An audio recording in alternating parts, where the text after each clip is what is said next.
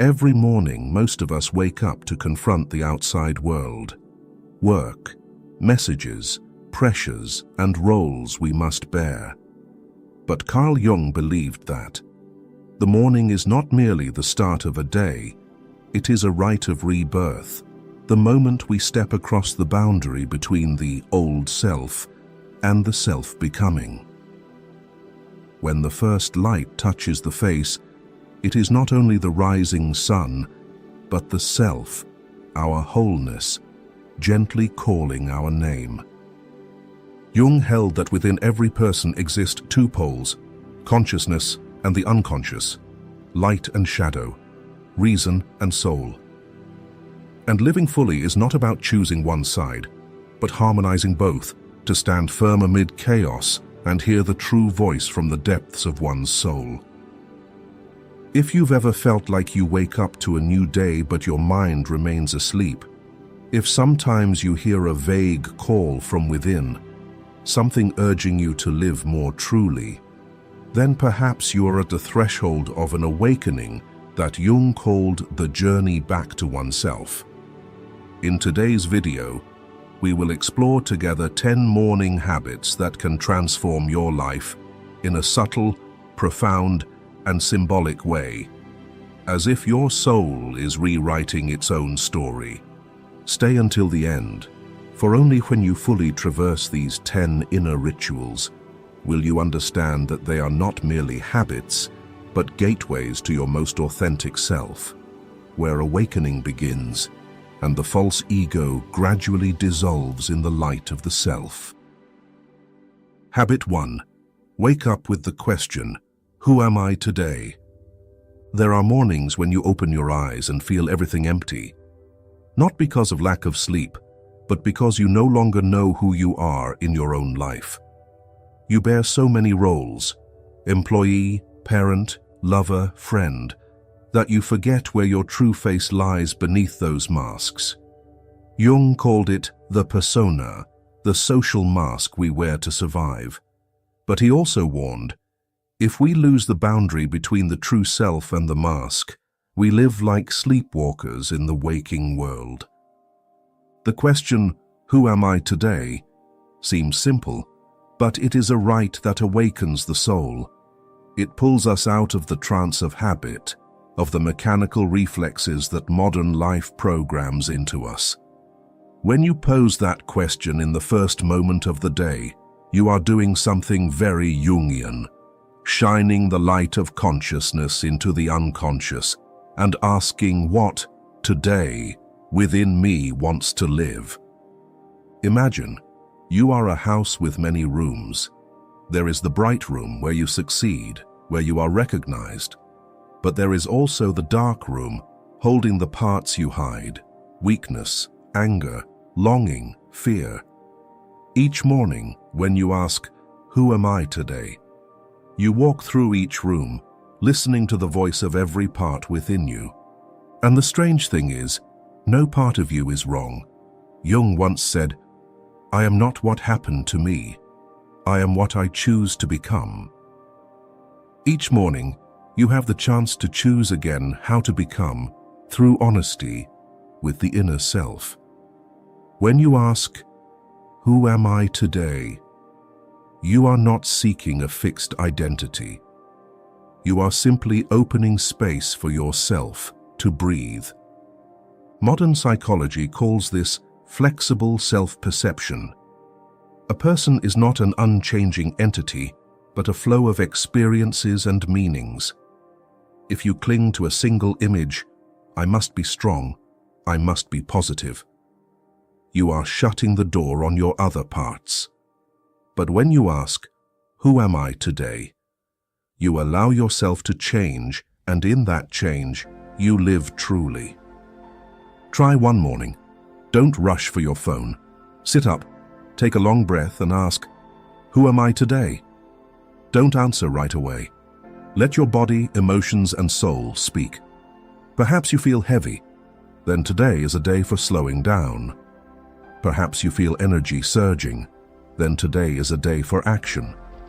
When you listen to that, you begin to unite ego and soul, what Jung called the first step of individuation, the process of becoming oneself.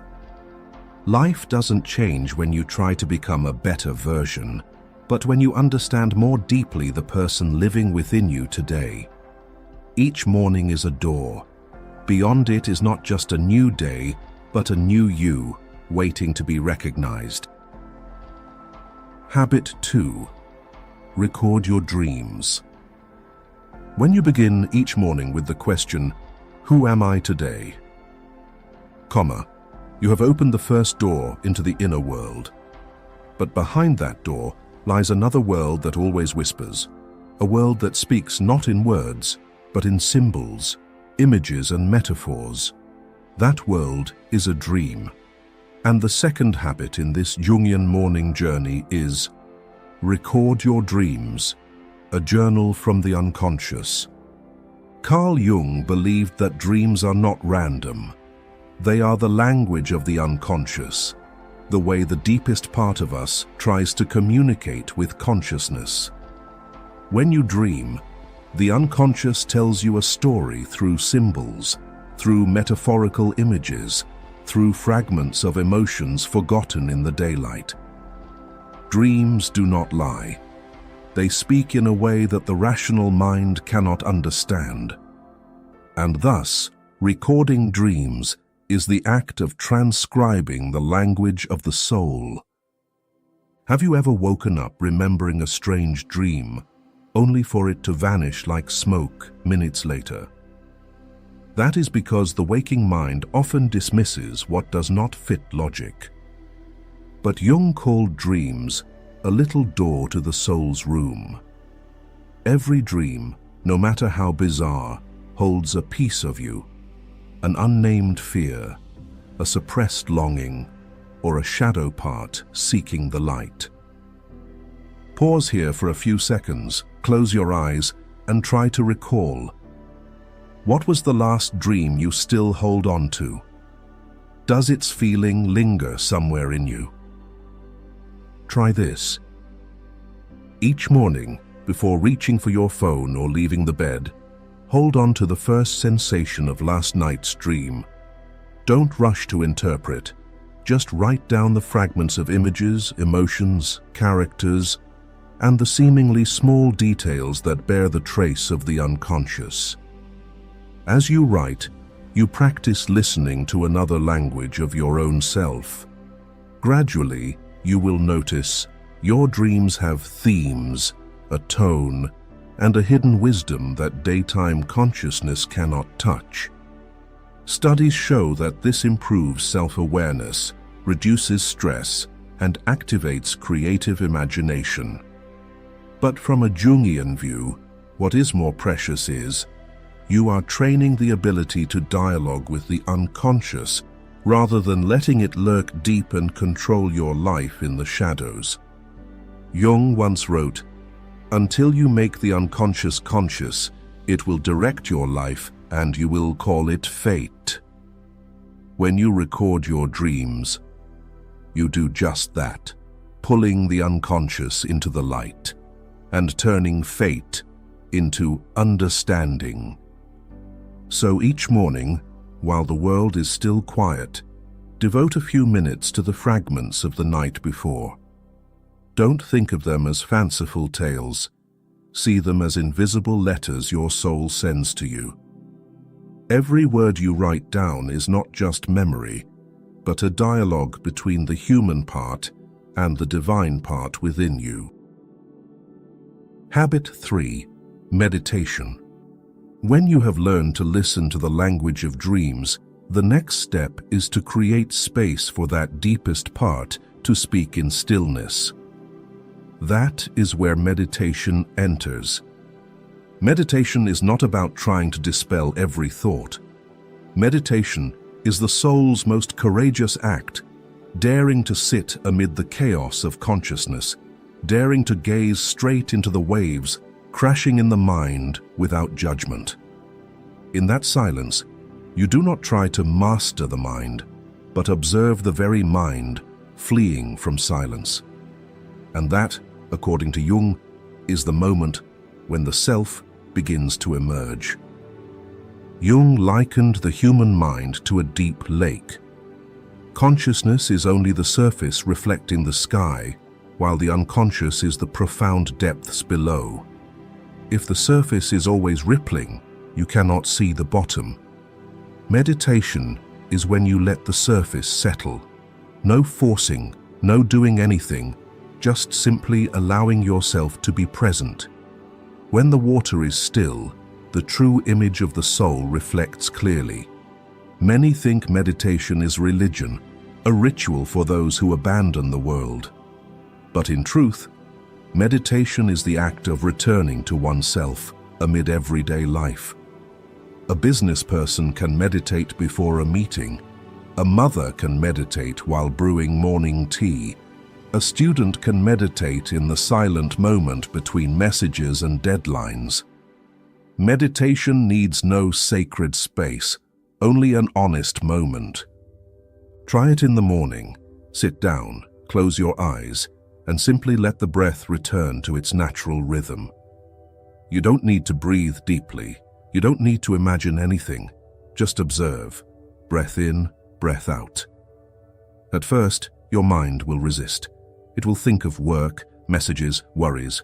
Don't force it to silence. Just watch it like clouds drifting across the sky. Gradually, the clouds dissolve and the sky appears. That is your true self, clear, encompassing, serene. One of Jung's students recounted that he had the habit of sitting in silence for a few minutes each morning before writing. He called it returning to the center.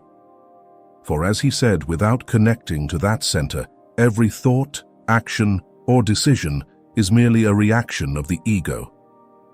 When your mind quiets, deeper things, intuition, wisdom, and feeling begin to speak. Meditation is the space for that voice to resound. Meditation does not help you flee the world, but helps you remain in the world without losing yourself. It does not make you transcendent, it makes you authentic. And that, according to Jung, is the highest form of awakening. When you no longer need to change the world, only to see yourself clearly within it. Habit 4. Dialogue with the shadow. Meditation helps you see more clearly, but the stronger the light, the more the shadow reveals itself. And that is when you step into one of the deepest journeys in Jungian psychology. Dialogue with the shadow. Jung said, "One does not become enlightened by imagining figures of light, but by making the darkness conscious." The shadow is not something evil, but all that we do not wish to see in ourselves, the desires we deny, the traits we deem not allowed to exist. Everyone has a shadow, and the irony is, the more we try to reject it, the more it controls us. Have you ever been angry at someone just because they embody exactly what you fear embodying? Have you ever judged a confident person because deep down in you is envy for not daring to live as truly as they do? That is your shadow projecting outward. Jung called this mechanism projection.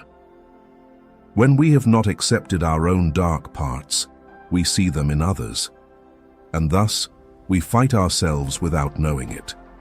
The morning is the perfect time to begin that dialogue, when the mind has not yet been swept into the day's whirlwind.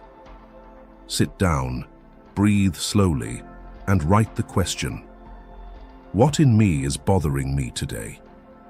Be honest to the core. Perhaps you envy, fear, or even hate someone. Don't judge hastily. Let everything be permitted on the page. When you name it, you begin to strip away the shadow's invisible power. And if in this moment, an image, memory, or emotion suddenly arises, do not stay silent with it. Share it below as a rite of release. Sometimes, when we dare to voice our shadow part, the first light has already begun to dawn. A man once shared that he always got inexplicably angry at a colleague.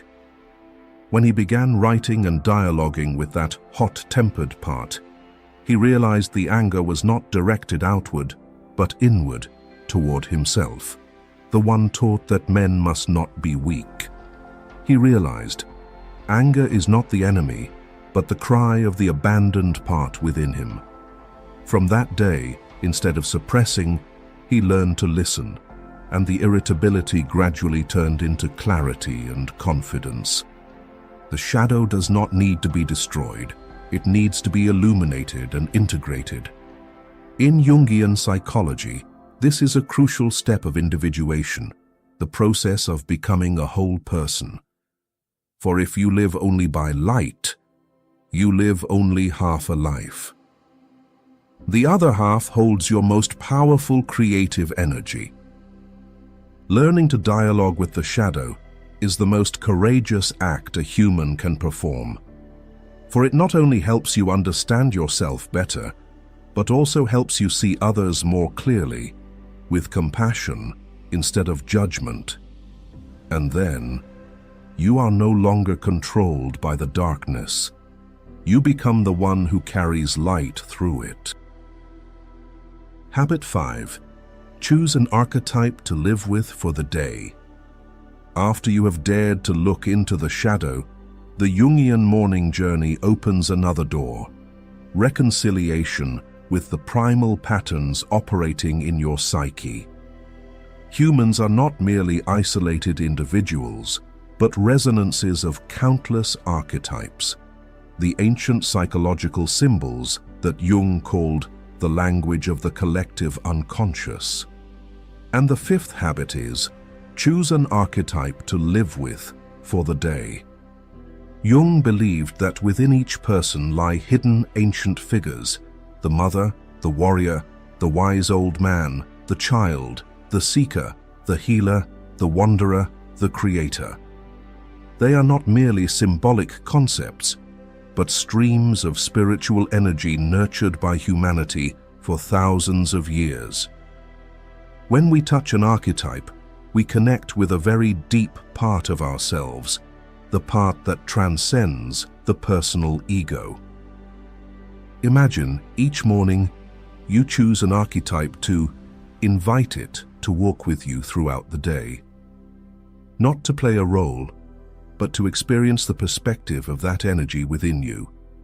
Perhaps today you choose the warrior archetype, not to be rigid, but to dare to act, to face the challenge you have been avoiding. The next day, you choose the mother archetype to live fully in nurturing, patience, caring for yourself and others. In psychology, this is a way of expanding self-perception through inner role transference. Each archetype is like a frequency of emotion and behavior. When you consciously choose it, you are actively directing unconscious energy rather than letting it control you in the shadows. For the truth is, those archetypes are always at work, whether you know it or not. A person quick to anger but always denying it may be unconsciously controlled by the warrior archetype. A person always helping others to exhaustion may be dominated by the savior without realizing it. Choosing an archetype to live with for the day is turning the unconscious into the conscious, as Jung once said. For example, if you feel stuck, lacking motivation, invite the seeker archetype in. Feel the energy of curiosity, of the thirst to explore something new. Ask yourself, if I were the seeker, how would I act today? Or, when you are tired, disconnected from yourself, invite the healer. No need for grand gestures. Just drink a glass of water slowly, smile, and forgive yourself for being too harsh. Carl Jung once said, "There is no coming to consciousness without pain." Each time you choose an archetype to live with, you are accepting a part of yourself you hadn't dared to acknowledge before. And in that process, you expand the boundaries of your soul.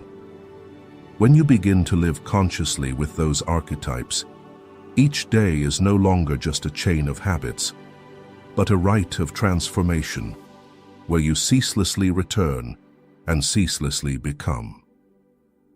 Thank you for journeying with me to the halfway point, from daring to look into the shadow to knowing how to choose an archetype to accompany each morning. If by now you feel a new pulse within, an energy shifting quietly, it is no coincidence. It is the sign that your soul is responding to the call to return. Stay with me, for in the second half, we will turn these insights into living power.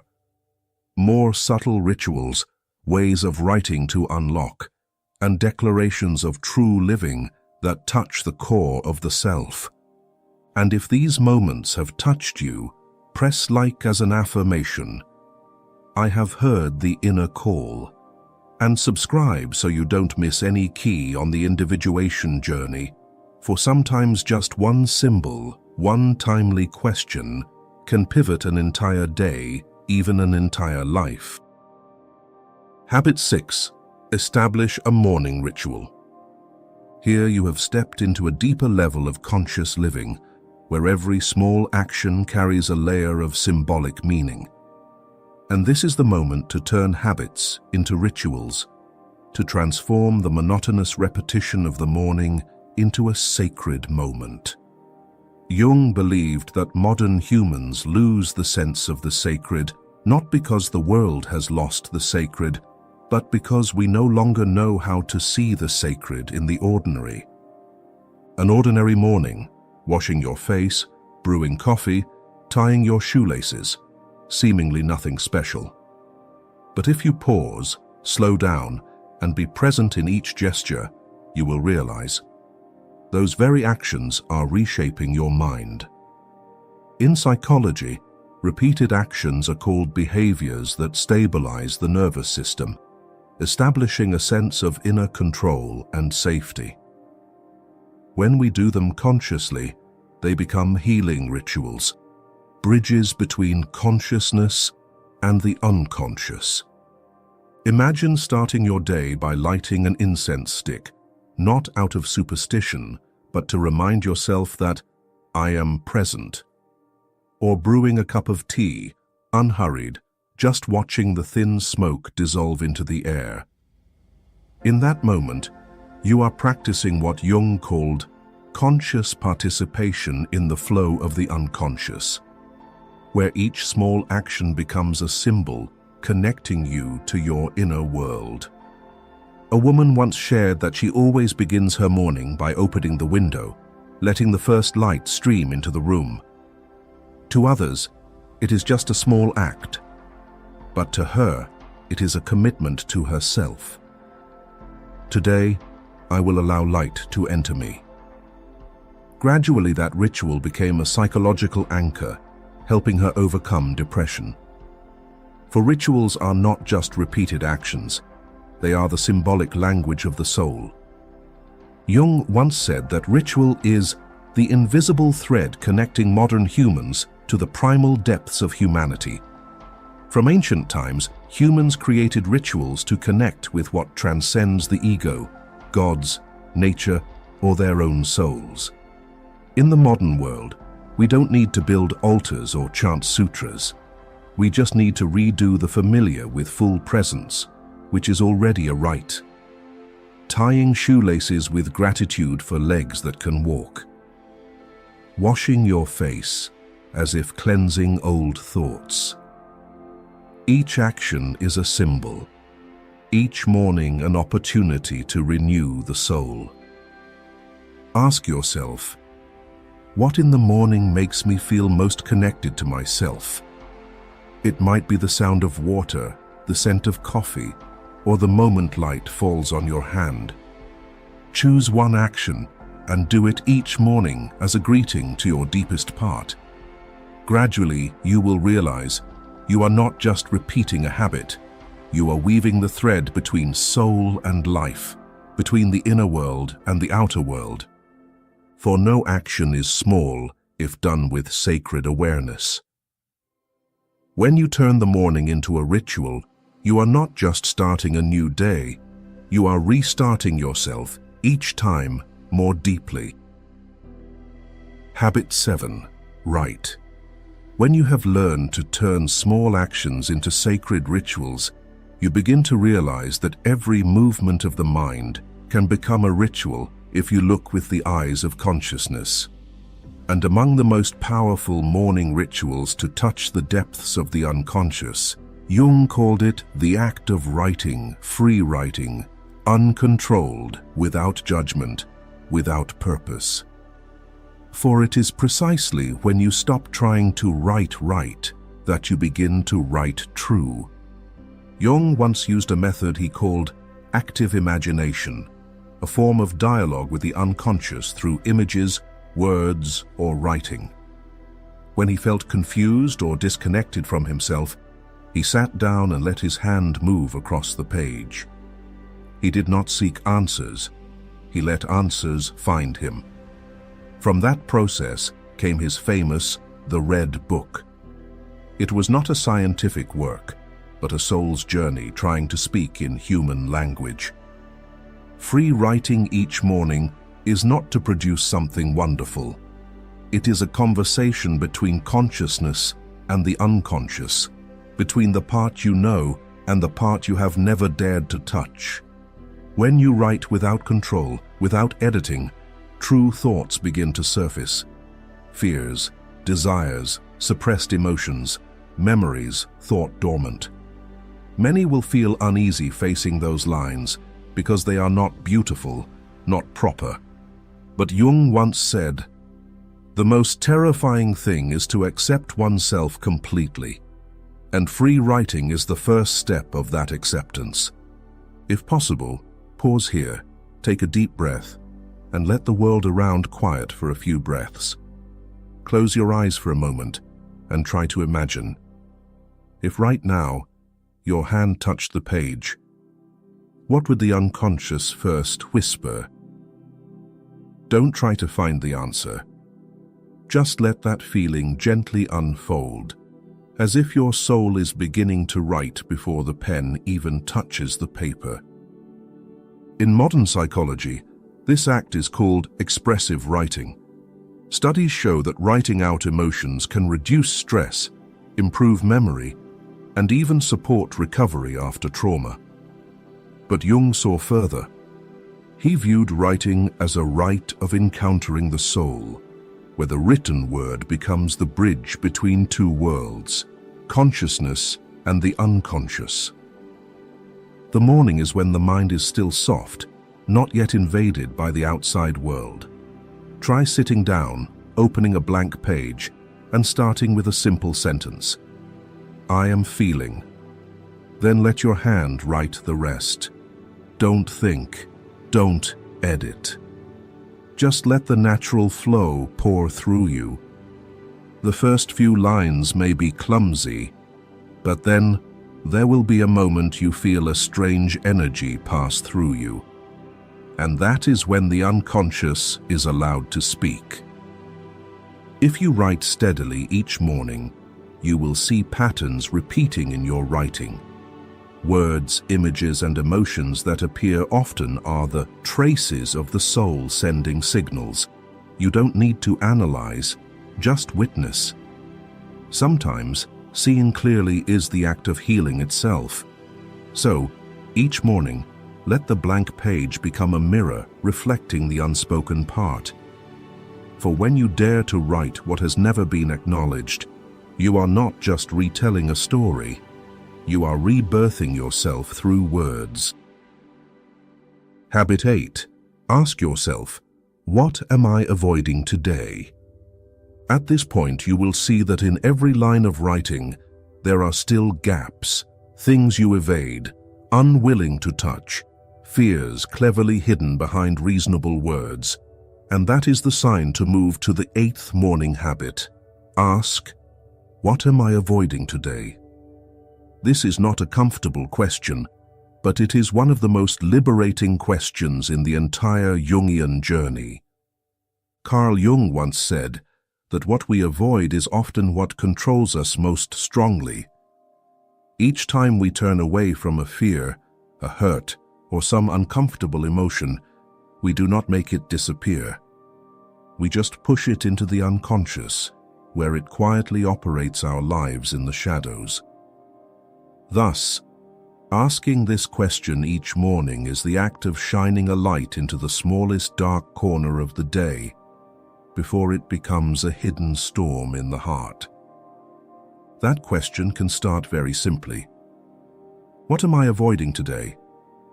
It might be a necessary conversation that frightens me, an important decision I keep postponing, a heavy emotion I try to deny by being busier. Sometimes, what you avoid is not something big, just a moment of facing yourself. And in that avoidance, your shadow grows. Try this each morning. Sit down, breathe deeply, and ask, what am I avoiding? Let the answer come through feeling, not reason. It might be a tightness in the chest when thinking of someone, an unnamed sadness, a small inner voice saying, something is wrong. Don't try to fix it, just acknowledge, so this is what I'm avoiding. That moment of recognition is already the first step of liberation. A man once shared that he always evaded visiting his mother. He said he was busy, but deep down, he feared the guilt of facing the person he had once hurt. Only when he dared to ask, what am I avoiding? Did he realize that what he feared was not his mother, but the part of himself that knows regret. And when he accepted that, the meeting he once dreaded became one of the most peaceful mornings of his life. Jung believed that people mature not when they control everything, but when they dare to look straight at what they most avoid. For in every fear, every wound, there lies a fragment of living energy sealed away. When you face it, that energy returns, and you become stronger, clearer than ever. Perhaps what you are avoiding is not a person, a task, or a memory, but your most authentic self, waiting to be embraced after the shell of fear. And only when you turn back to look at it in the morning light, do you truly begin the journey back to yourself. Habit 9. Connect with nature. And that is when you need something to connect, to return to the most primal state of balance. For Jung, that return always begins from one place: nature. Jung once said that he found the deepest part of his being by Lake Zurich, in the small house at Bollingen. There, he worked with his hands, carved stone, planted trees, silently watching the water reflect the sky. He called it the language of the ancient soul, a language that the modern world has forgotten. In Jung's thought, nature is not merely an external landscape, but a mirror reflecting humanity's collective unconscious. We are born from the earth, live amid the earth, and carry the ancient memories of the earth in our unconscious. When we distance ourselves from nature, we not only lose tranquility, but also the sacred bond between human and the primal soul.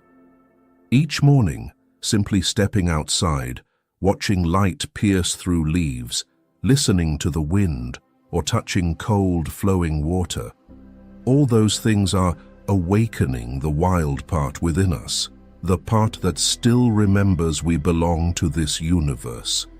This phenomenon is also called biophilia, the natural human tendency to connect with life. Studies show that just a few minutes of exposure to nature can reduce stress hormones, restore focus, and increase the sense of life's meaning. But for Jung, its value goes far beyond the physiological. When you merge with nature, you are not only restoring energy, but returning to the collective unconscious, where primal symbols remain alive. The mountain as a symbol of steadfastness, the water as the soul's depth, trees as the flow of consciousness's growth, and morning light as the image of rebirth. Try each morning. Spend a few minutes on the porch, the balcony, or simply open the window and let the wind touch your skin. Don't rush to do anything. Just observe. Observe the natural rhythm of the world, the changing light, the sound of birds, the scent of earth. In that moment, you are no longer separate, but part of the great flow of life. Jung called this a sacred experience, where the boundary between I and world dissolves, allowing you to feel the profound unity of existence. When you return to nature, you are restoring the bridge between consciousness and the unconscious, between human and universe. Nature does not heal you with words, but with presence. Just as you need not do anything to deserve the sun's light, you only need to stand still and let yourself be illuminated. Each morning, see connecting with nature not as an add-on, but as a right of return to the source. For only when we touch the earth again, the wind, the breath of the world, do we touch the deepest part of our own soul. Habit 10. Declaration of True Living. I accept my whole self. From there, you will also realize a truth. Everything in nature is allowed to be itself. No tree is ashamed of its crooked branches. No river apologizes for its winding path. The universe never asks permission to exist. And that is the final lesson in the Jungian morning journey, the declaration of true living. I accept my whole self. Carl Jung once said, "I'd rather be whole than good." In a world that worships perfection, that statement rings like an awakening bell. For we are taught how to be good, right, like others. But few teach us how to accept ourselves fully, both the light and dark parts, the lovable and the messy. And that acceptance is the foundation of inner freedom. True living does not mean exposing everything outward, but no longer pretending to oneself. Each morning, when looking in the mirror, instead of trying to energize, try looking deeper into your own eyes and whisper, I accept even the things I do not yet love about myself. That could be fatigue, impatience, fear of abandonment, or feeling small before life. Jung called this the union of opposing parts in the soul, the final step in the individuation journey. Only when accepting the whole true self do you become yourself. A man once shared that after years of trying to be a good person, he felt increasingly empty. He helped others, smiled, but deep down, he feared being hated, feared losing the perfect image. Only when reading Jung's words, acceptance of oneself is the essence of the moral problem and the acid test of one's whole outlook on life, did he understand that true living is not betraying the good image, but rescuing the soul imprisoned in the framework of having to be someone. Modern psychology also affirms that self-acceptance is the key factor for achieving psychological well-being.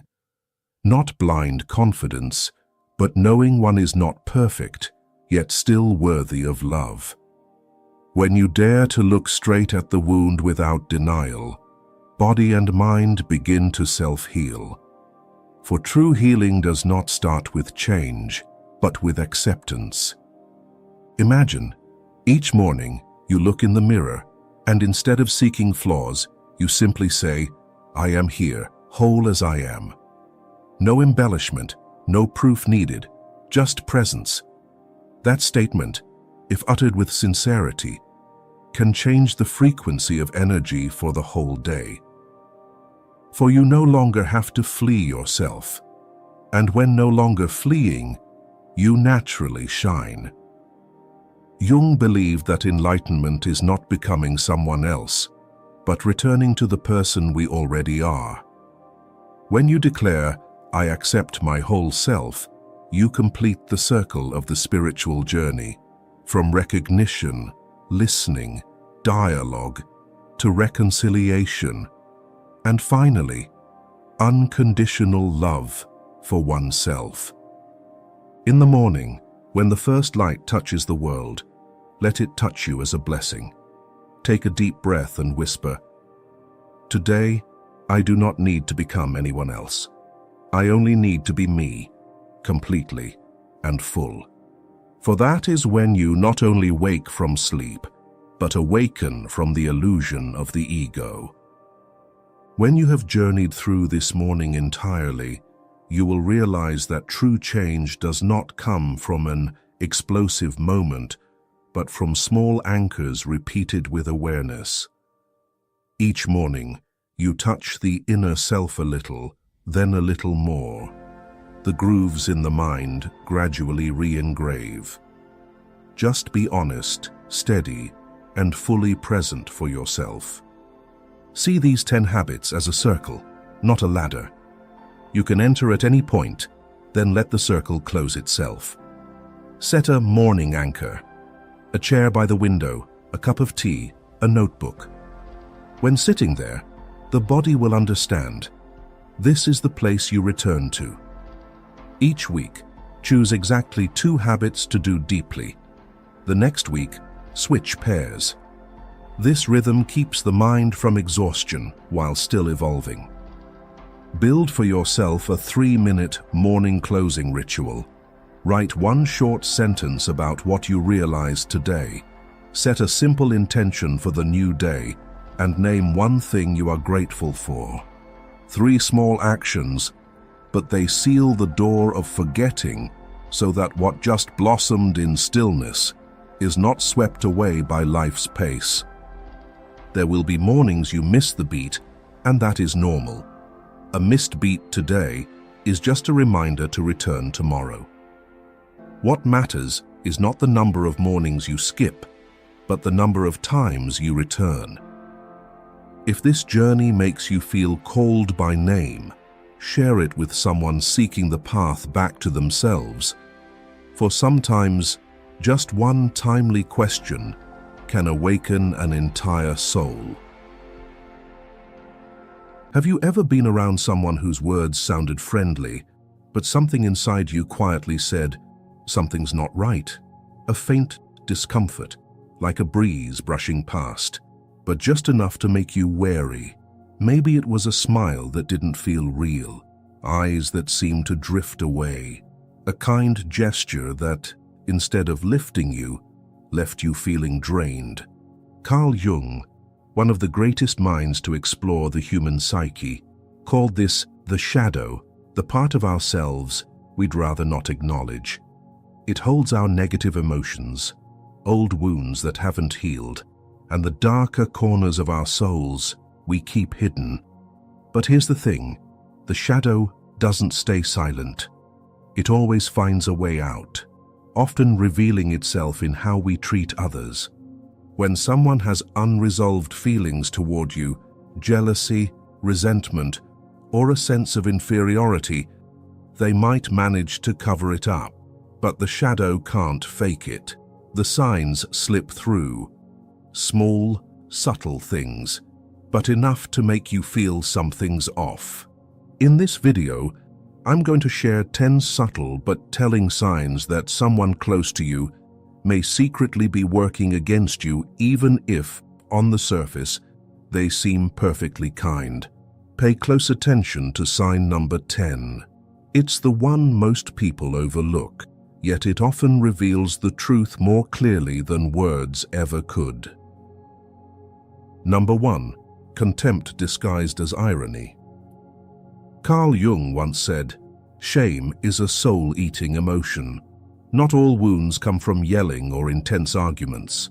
Some arrive more gently, subtle, and elusive, hiding in what sounds like a harmless joke. Things like, 'You read psychology books too? Wow, that's unexpected.' Or, 'Feeling confident, huh? Looks like you're ready to be the boss.' They sound light-hearted, even friendly, But if you pay attention, they often hit right where you're trying to grow. Your appearance, your career, your confidence, the quiet efforts you don't always talk about. That's no longer humor, that's disdain disguised as laughter. People often use sarcasm to attack without having to take responsibility.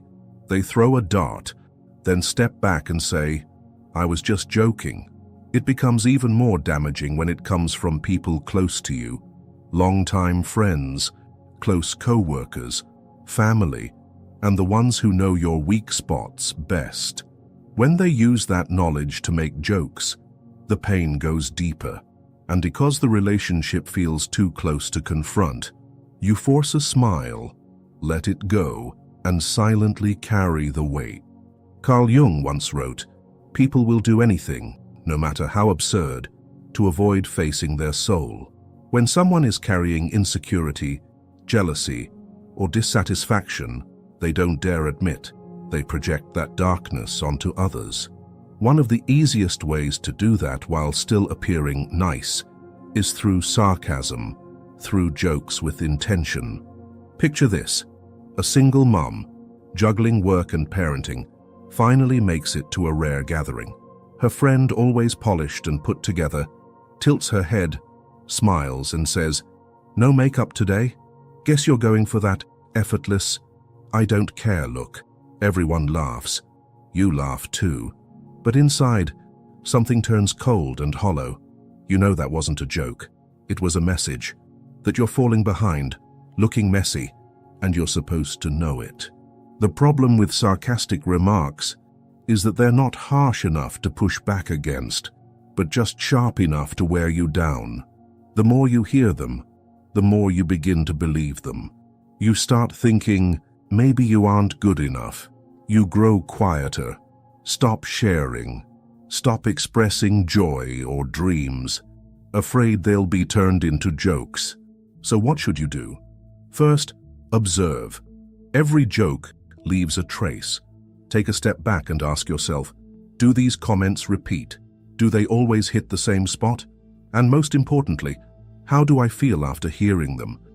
Then, allow yourself to be honest about how you feel. If it hurts, trust that. There's a reason for it, and when you feel clear enough, you can gently say, "I know you meant it as a joke, but to be honest, that comment made me feel a bit uncomfortable." How they respond will show you everything. Someone who respects you will understand. Someone who hasn't dealt with their own shadow will repeat the same joke and blame you for being too sensitive. In the end, the most important thing is this: you don't have to laugh when you're hurting inside. Don't let yourself become the easygoing one in a relationship where there's no respect.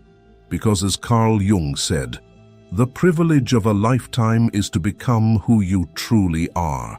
And no one has the right to take that from you, not even the people closest to you. If you recognize yourself in these words, then you've already done the most important thing. You've started to see the shadow, not far away, but right within the closest relationships in your life. And that is the first step on the journey back to who you truly are. Number 2, subtle sabotage. And sometimes, sarcasm isn't even the worst part. What's more unsettling is when the hostility no longer shows up in words, but slips into actions, quiet, repeated, and always arriving at the moments you need support the most. That's when subtle sabotage begins to speak. Subtle sabotage is a form of hidden hostility that's hard to detect because it doesn't come through confrontation. Instead, it shows up as accidents, forgetfulness, or honest mistakes that seem innocent on the surface, leaving no clear blame. But once you start noticing a pattern, when these things keep happening, always at key moments, you can no longer dismiss them as coincidence. Imagine you're preparing for an important presentation. Your closest friend, who knows how many weeks you've spent preparing, promises to help print out the documents that morning. But right before the deadline, They call and say they forgot. No sincere apology, no sense of urgency, just a strange calmness. You scramble to fix things, and the presentation ends up lacking. They show up later, pat you on the shoulder, smile, and come on, it's nothing. You'll do better next time. If it happened once, you might let it go. But if it's the third time, if it always happens right when you're about to move forward, if that person always seems to mess up or forget at the moments you need them most, then you need to ask yourself, could it be that they're quietly sabotaging you in ways no one can accuse them of? A subtle saboteur doesn't have to openly dislike you. On the contrary, they might still congratulate you, share your posts, and clap for your milestones.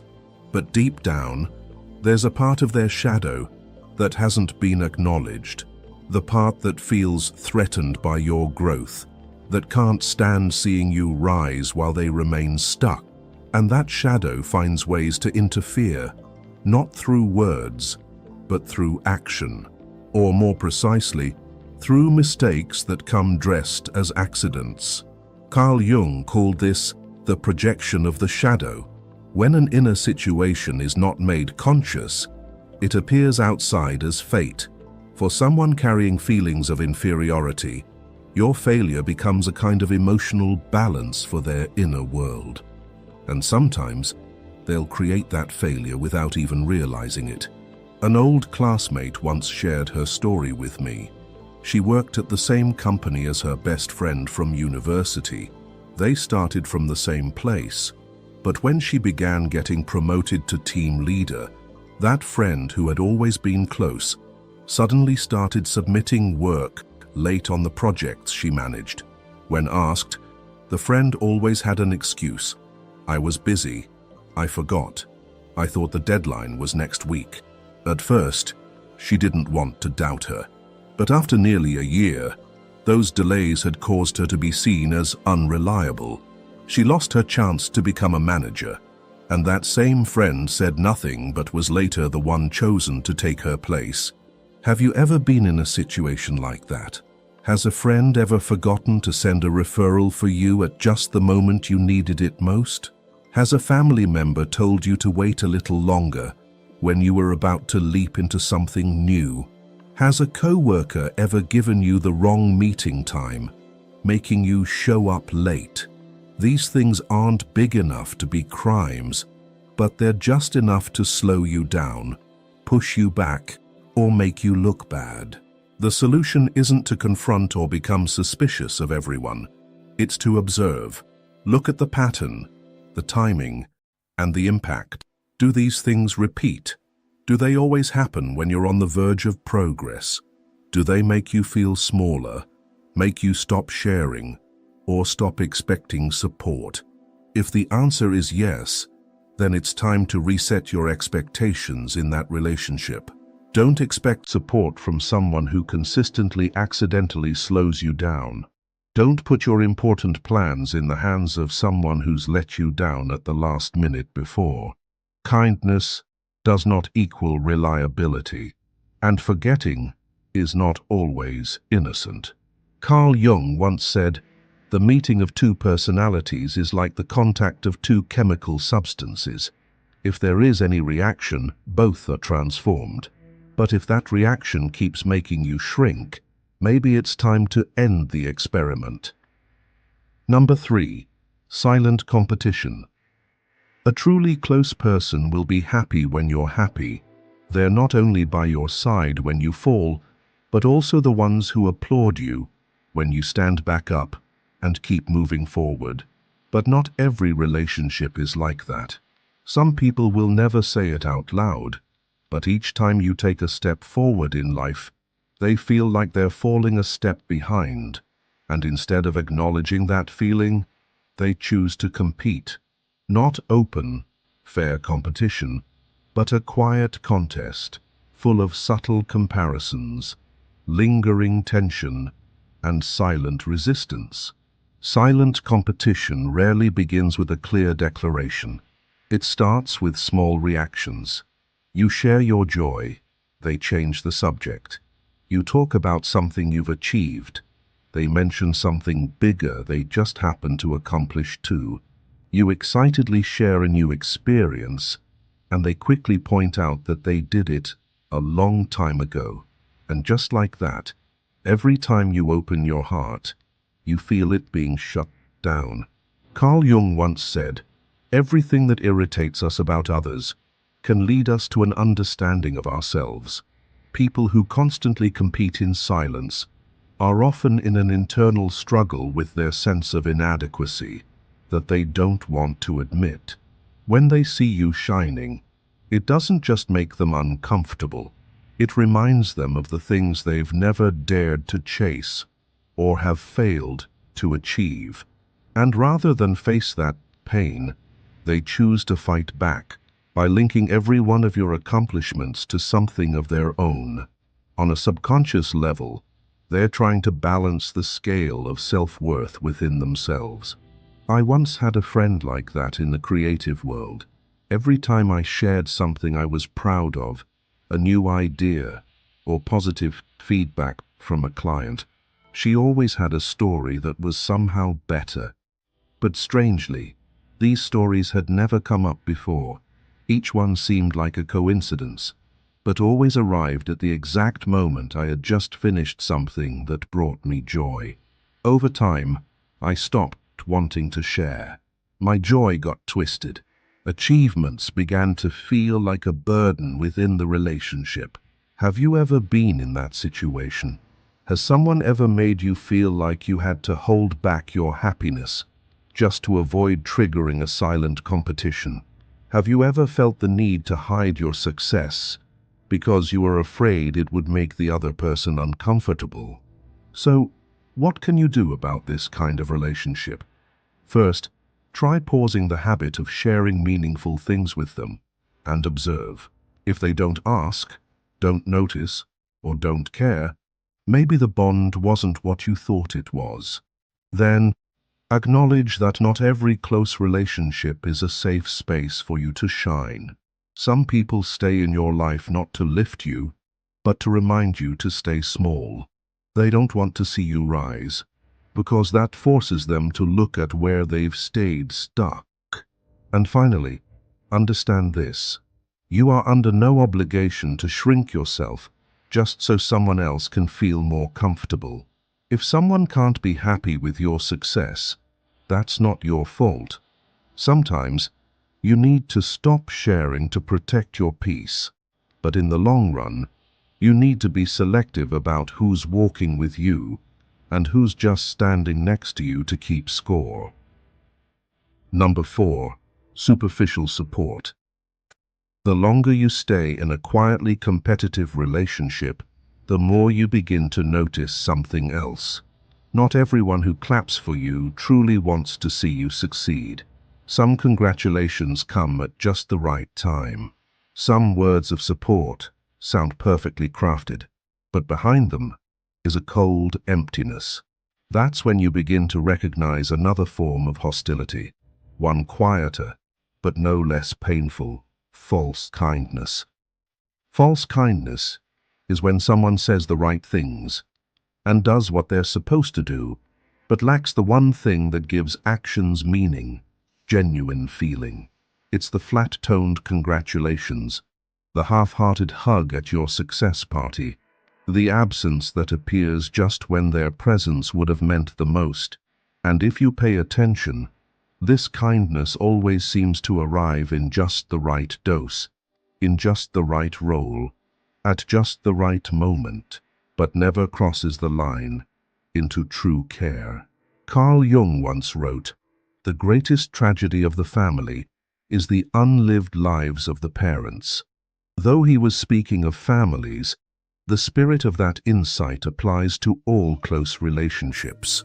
When someone hasn't lived the life they longed for, they can easily diminish the value of others, especially when those others are living in alignment with their true path. False kindness, then, is not always malicious deception.